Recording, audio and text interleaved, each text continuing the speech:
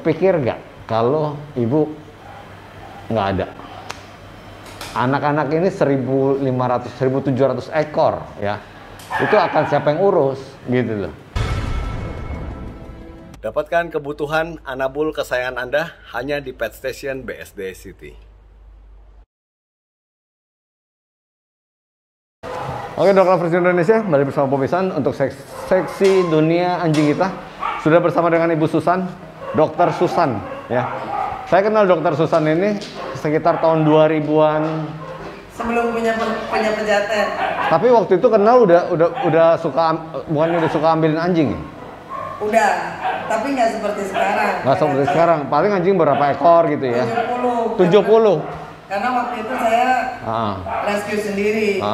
Kalau sekarang kan yang minta rescue banyak, ujungnya nggak banyak kita. Oh, jadi ini anjing-anjingnya dari orang yang minta di rescue? Minta di rescue atau mereka merescue tapi nggak punya tempat. Oh, cuman kasih info doang gitu ya. Nah, banyakan dari jalanan atau dari rumah? Setengah-setengah. Setengah-setengah? Nah, dari rumah-rumah sekarang banyak, terutama dengan kondisi sekarang. Yang kondisi sekarang nih lagi COVID nih. Tapi toh yang dari jalanan juga asalnya dari rumah-rumah kan, nggak mungkin kan. Jadi memang yang rumah-rumah itu banyak. Banyak juga ya. Nah, Bu Susan, kok kebayang nggak sih bakal sampai segede ini 5.000 meter, 1.000 ekor lebih, bahkan pernah sampai 2.000-3.000 ekor ya? Pernah kan ya? Pernah. Dan memang akan selalu pernah. Cuman kadang-kadang saya dihantam wabah. Kayak parvo itu, kalau udah banyak, saya makanya harus pecah-pecah anjingnya. Oh, dipisah-pisah gitu? Bisa, kalau enggak, kalau udah mulai banyak, pasti parvonya.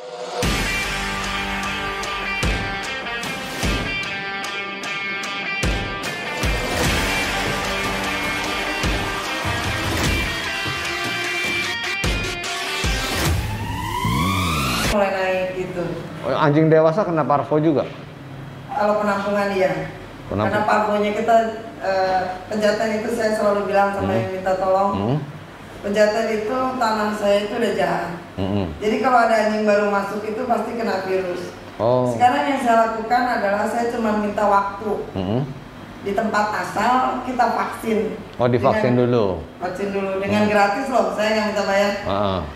Nggak minta bayaran, udah saya vaksinin, tapi saya minta waktu mereka tunggu sebulan lah, ntar saya ambilin.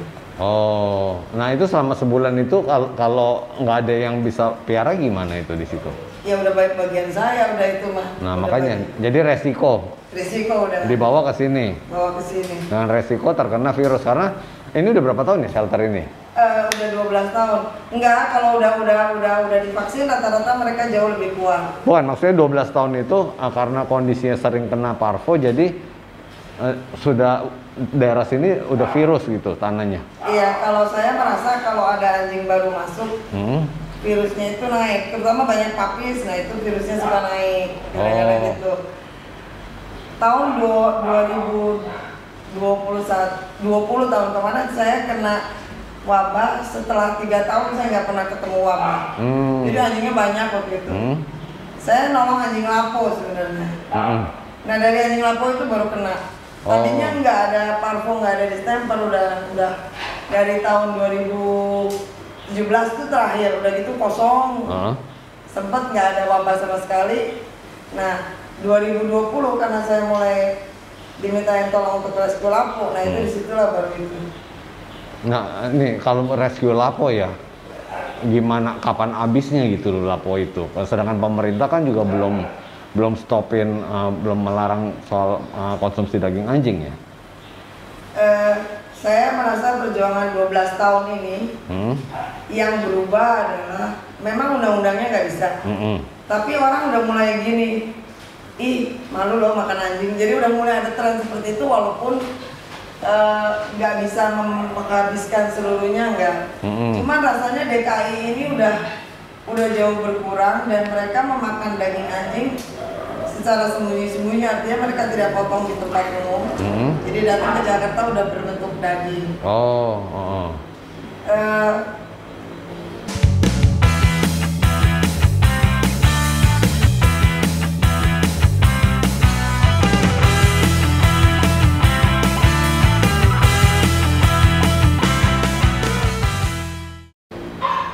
yang namanya undang-undang mah nggak tahu kapan bisa. Nggak tahu kapan, iya. Tapi yang saya rasakan dalam 12 tahun ini DKI mulai agak sepi soal daging anjing. Tapi daerah pendukung Depok, Bekasi, Tangerang, Tangsel itu masih, dan dia masuk ke Jakarta memang bentuknya daging lah, nggak kelihatan. Gerak yang sekarang dominan adalah gerakan moral.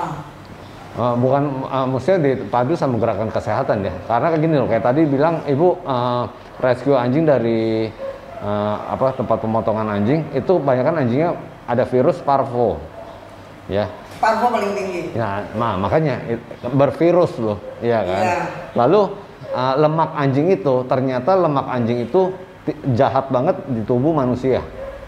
Ya maksudnya untuk merusak darah, kolesterol gitu, itu ternyata tinggi sekali.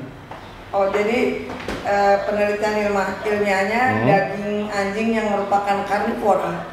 Sebetulnya manusia itu tidak makan karnivora. Hewan karnivora. Herbivora kebanyakan kan. Sapi. Walaupun saya udah memutuskan tidak memakan sapi juga dan babi juga, tapi sapi dan babi kan kebanyakan adalah herbivora, bukan karnivora. Iya. Memang anjing dan kucing adalah karnivora. Secara logika mereka darahnya akan lebih tinggi kandungan lemaknya, sehingga darah manusia modern ini kan bukan kayak manusia purba yang dia berburu lari, jadi darah kita jauh lebih mudah menjadi kental.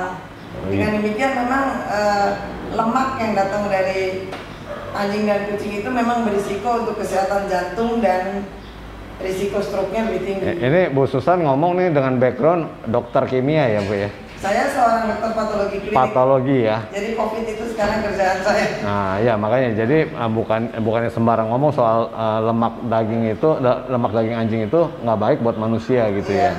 Nah, Bu, dari dokter patologi ini udah berhenti dari kerjaannya ngurusin anjing aja atau cuma sambilan? Kerjaan patologinya masih saya kerjakan. Anjing bukan sambilan, sekarang jadi dunia hewan ini menjadi yang utama. Tapi patologi kliniknya tetap harus berjalan. Kalau nggak secara mental dan ilmu saya jadi tidak seimbang. Saya merasa mungkin teman-teman tahu kalau tiap hari diteleponin pelapor itu lama-lama emosinya geser. Saya kan yang ceritanya banyak banget tuh. Sampai saya nggak berani angkat telepon. Jadi telepon saya itu saya bikin silent dan semuanya WhatsApp. Dari situ kita baca, nanti ada orang yang membantu saya untuk menelepon. Kalau nggak emosi saya udah nggak karu-karuan, karena pelapor itu kan begitu telepon kita udah kayak telepon dewa aja, langsung beres semua. Minta langsung beres ya. Kita tahu beres. Sedangkan proses rescue aja kan mesti membutuhkan uang.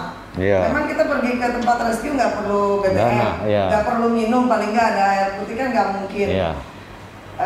Jadi saya tetap harus berprofesi sebagai patologi klinik untuk menyeimbangkan emosi.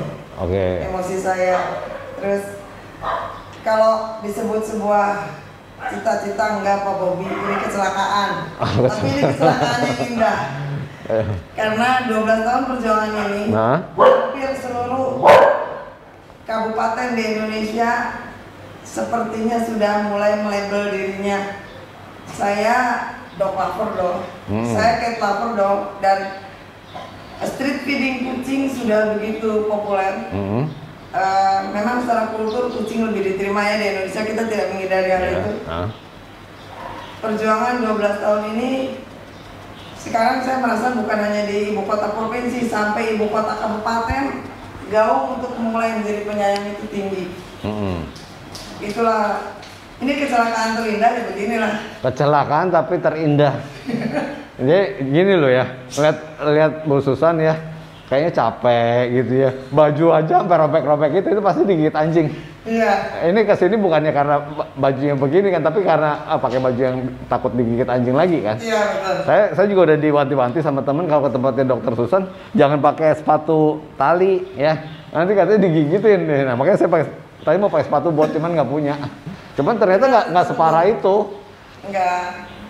Enggak sih. Di sini diusahakan nggak masuk musim kawin pertama. Kedua, seperti tadi all you can eat, terpaksa saya all you can eat terus, dikasih makan terus. Tapi nggak terlalu gemuk juga ya Bu ya? Kalau saya lihat kondisinya ya. Karena larinya terlalu banyak. Larinya terlalu banyak?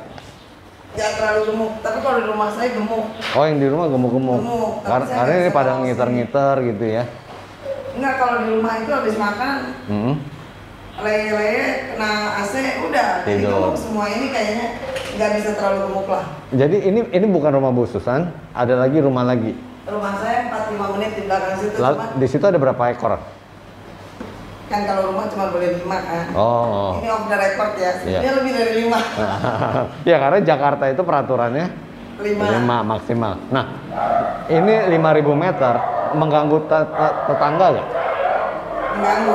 Mengganggu. Nah, udah ada teguran belum?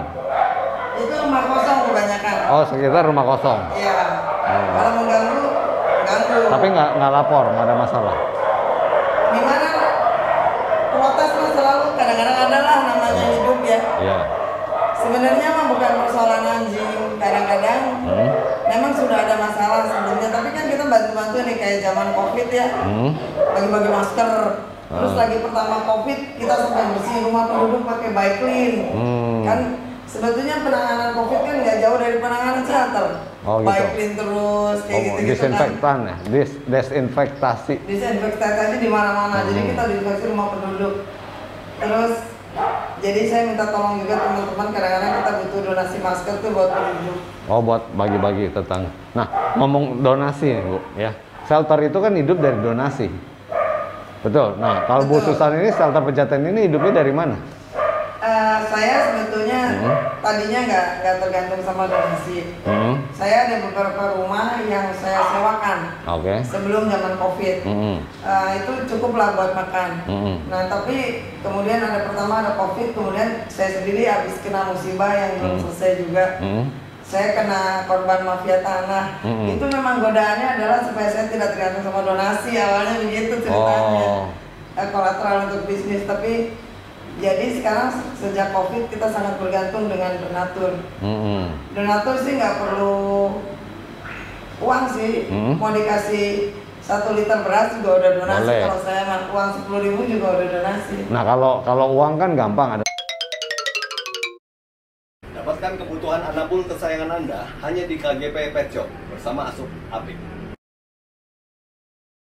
Ada nomor rekening ya. Jadi buat dog lovers yang kepengen bantu Ibu Susan nanti bisa ada nomor rekeningnya di sepanjang jalan ya. Nah, cuman kalau mau bantu daging ya, mau bantu beras gitu, itu kemana? Kalau beras, kalau mau dikirim sama orang yang biasa ngirim ke sini, nanti saya kasih alamatnya. Alamatnya. Atau ada kontak center nggak yang WhatsApp gitu yang buat yang buat tanya? Saya kasih kontak WhatsApp yang saya pegang itu kayak call center. Call centernya ya. Belum punya admin Pejaten ini butuh kantor. Yang saya belum punya tuh kantor. Ya makanya tadi kita mau cari tempat buat ini buat ngobrol aja susah. Ini ruang klinik ya Bu ya. Ini tadinya mau buang ruang perawatan. Perawatan ya. Kalau klinik nggak mungkin. Saya hanya pergi-pergi.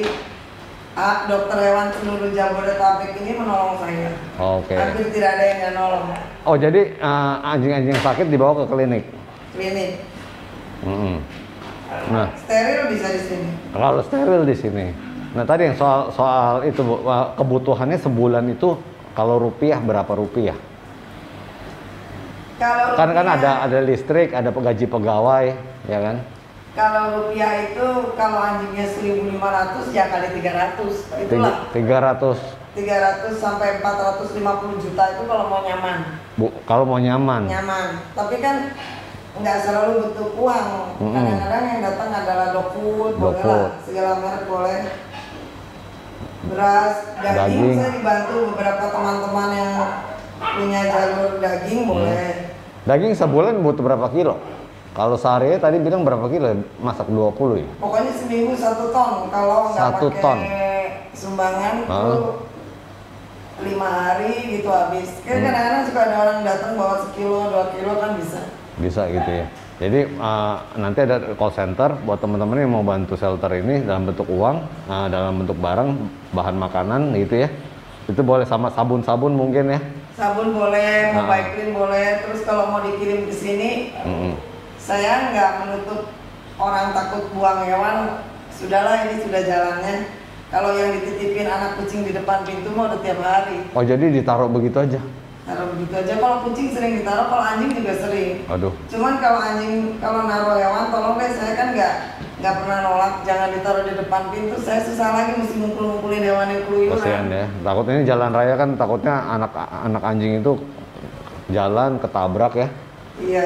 Itu ngeri ya. Kalau ada motor yang jatuh atau mobil yang kecelakaan kan yang kena marah suka saya kadang-kadang. Oh karena ada anjing menghindar jadi Iya. jatuh.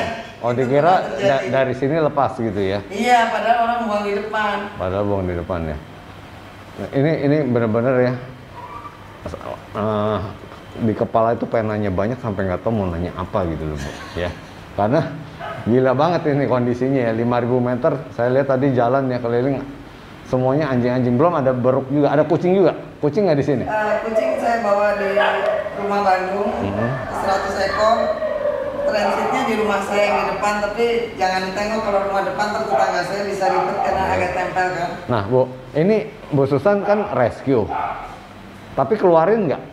Adopsiin nggak? Adopsi iya, tapi kebanyakan yang diadopsi adalah, saya tidak memungkiri Jabodetabek itu kan rumahnya kecil-kecil. Dan kebanyakan di apartemen. Kucing lebih mudah dapat adopter, kedua anjing ras kecil. Pudel itu gampang. Pudel gampang. Tapi kan jarang anjing ras. Banyak. Aku taruh di rumah Bandung juga soalnya ini kan kotor kalau pejaten. Terus beberapa saya dibantu teman-teman foster. Jadi anjingnya dibagusin dapat adopter. Nah, kalau mau adopsi di sini, sampai syaratnya apa, Bu? Syaratnya saya survei rumah. Kalau biaya saya tidak tarik biaya. Boleh tanya, kadang-kadang malah vaksin steril dari kita semua. Intinya foster dan adopsi itu membantu saya meringankan. Saya nggak perlu bikin bangunan, saya nggak perlu bayar pegawai. Jadi tetap saya funding untuk foodnya lah, sekaligus membangun hubungan dengan para adopter saya kan. Jadi ada boleh orang misalnya saya punya tempat nih, tapi saya nggak punya duit misalnya, atau hanya cukup aja. Nah nanti dia piara, ibu yang kasih makanannya gitu. Iya masih gitu saya. Masih ada yang begitu. Soalnya kalau anjing saya diambil orang terus orang anjing saya kelaparan, saya nggak juga kan nggak mungkin. Iya. Tapi mendingan anjing itu punya rumah dibandingkan di sini. Ya karena di sini walaupun bebas juga nggak ada hubungan ya. Nggak ada hubungan. Kan khususnya cuma sendiri, misalnya buat pegangin, buat apa namanya? Mijitin. Iya mijitin, ngelus-ngelusin ya, kadling-kadling ya. Saya bisa ngasih tempat, saya bisa ngasih makan, saya bisa ngasih minum, tempat berteduh. Tapi tangan saya yang dua ini tidak mungkin memberi kasih sayang semua. Nah, Bu, ya. Ini kerja sendiri atau ada tim? Teman-teman lain gimana? Sekarang saya mulai ada tim. Tapi tim itu harus hati-hati sekali karena nggak semua orang niatnya sama. Dan saya mulai dibantu anak saya walaupun di belakang layar. Oke. Yang satu masih kuliah, saya udah bantu. Saya itu aja yang membuat semuanya agak lebih rapi aja dikit. Nah, ini kan tanah ibu bilang punya family. Iya. Nanti kemungkinan nggak kalau misalnya family memutuskan mau jual atau nggak boleh dipakai lagi, itu gimana? Saya memang persiapan pindah karena juga Jakarta ini mungkin saya adalah satu-satunya penampungan di luar dinas yang tempatnya di sini kan. Iya. Lainnya di luar Jakarta karena terlalu bising. Iya. Saya memang udah berencana pindah pelan-pelan sih. Udah ada ya, udah ada rencana ya. Saya punya cita-cita mendekatkan kepada Fakultas Kedokteran Hewan dimanapun. Maksudnya gini, kalau ternyata IPB adalah dekat Bogor, saya pengen sekali punya penampungan itu berdirinya dekat IPB Bogor, ada Fakultas Kedokteran Hewan. Supaya? Karena Bandung mulai ada Fakultas Kedokteran Hewan, saya pengen di Bandung itu mulai karena perjuangan ini ujungnya adalah para dokter hewan ini. Gaung untuk mulai steril, gaung untuk mulai adopsi, itu sebetulnya mereka yang paling tinggi. Oke, jadi pengen deket dari situ. Nah, masalah satu lagi Bu ya, maaf ya. Kepikir nggak kalau ibu nggak ada? Anak-anak ini 1.500, 1.700 ekor ya. Itu akan siapa yang urus gitu loh. Dapatkan kebutuhan untuk anabul kesayangan Anda hanya di Hypet Pet Shop Kelapa Gading. Anak-anak saya mulai saya ajak pelan-pelan. Itu anak-anak. Anak kandung. Anak kandung. Paling tidak dia akan mulai untuk memanajemen. Kalaupun kita harus ambil dokter hewan atau kita harus ambil orang lain, dia bisa memanage orang ini. Belum tentu dia bisa memanage hewanya, tapi dia bisa memanage orangnya. Kalau anak-anak saya udah mulai rescue, udah mulai berusaha rescue. Saya pernah dengar beberapa rescue ya, ada yang meninggal. Iya, itu lalu cuman anjingnya sedikit, ya kan? Mungkin puluhan ya, tapi Bu Susan ini ribuan. Nanti saya minta bantuan netizen Pak Bobi dan semua. Saya membuka diri nih di medsos ya. Anjing saya banyak. Saya udah mulai masuk usia menengah, udah pensiun. Saya memang membuka diri.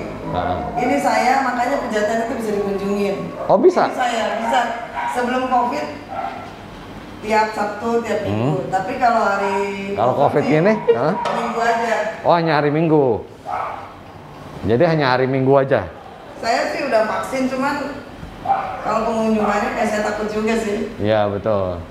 Kalau tahun kemarin sebelum takut, tahun ini udah mulai was-was. Apalagi saat ini ya, saya aja pakai masker sampai 2 Bu. Ya kan? Takut juga gitu. Nah, jadi kalau bisa buat teman-teman yang mau datang ya mesti sudah vaksin ya, atau dalam kondisi sehat dan prokes ya Bu ya. Iya prokes tetap dan di luar sini banyak anak buah saya yang belum vaksin, jadi memang saya membatasi itu. Ya, jadi tetap orang bisa datang atau mau jadi volunteer juga bisa. Kalau Indonesia jadi volunteer susah. Kalau nggak volunteer kasih sayang aja deh. Oh buat datang main-main ya. Main, dipijitin, ngasih kue dan bawa snack gitu ya. Bawa snack. Kalau bisa makan di anak buah saya, itu udah volunteer. Candid ya. Karena pegawai itu di mana-mana tahu kan Indonesia ini kan penyayang itu pekerjaan baru. Ya. Ini lagi ramai gini ada apa tuh? Ada yang lewat ini. Kalau nggak temennya lewat. Ada temennya lewat ya.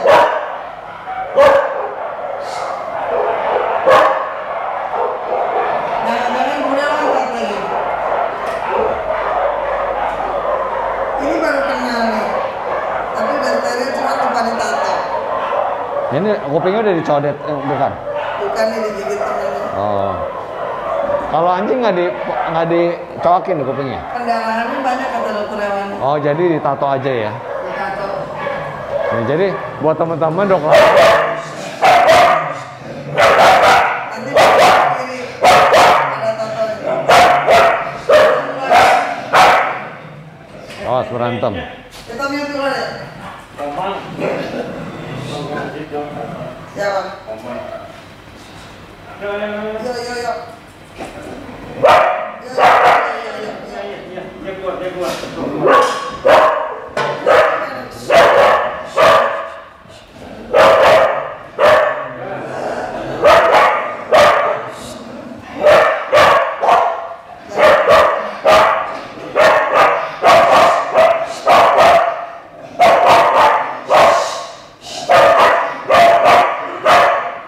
Kenapa dia marah?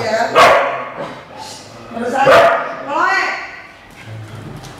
sini kamu. Chloe, sini Chloe. Chloe, sini. Bu Susan hafal semua nama anaknya? Kalau nggak pakai jalan. Hah? 1, 2, 3. Ada pemilik aslinya namain dia tua, ya udah jadi tua namanya. Oh, oke. Kalau nggak jalan, kalau nggak namanya. Chloe, ini yang rescue namanya. Chloe.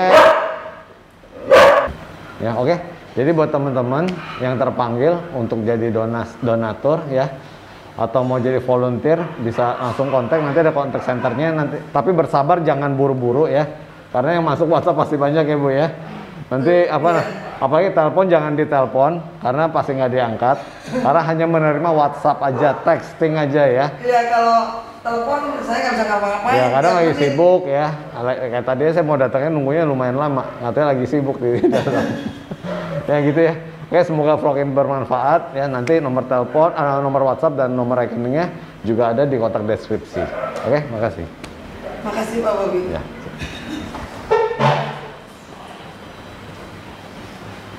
Bapak masih